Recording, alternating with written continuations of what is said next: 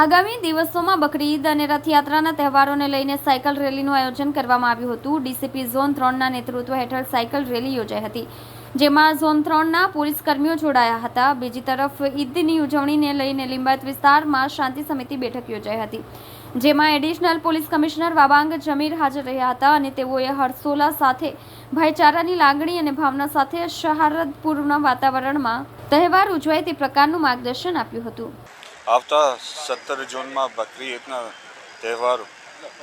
ઉજવવામાં આવનાર છે। આ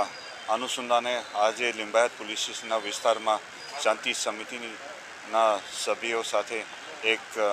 મીટિંગ રાખવામાં આવ્યું અને આ મીટિંગ દરમિયાન પોલીસ કમિશનર સાહેબે જે આ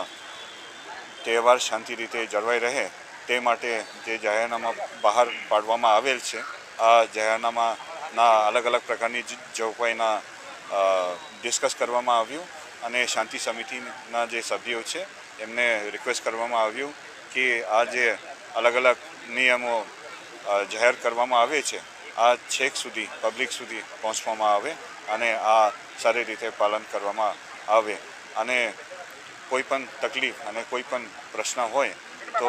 તુરત જ પોલીસને જાણ કરવા માટે પણ એમને સૂચના કરવામાં આવ્યું અને આ મીટિંગમાં મોટા સંખ્યામાં હાજર રહ્યું અને સારી રીતે મીટિંગ પૂરા કરવામાં આવ્યું।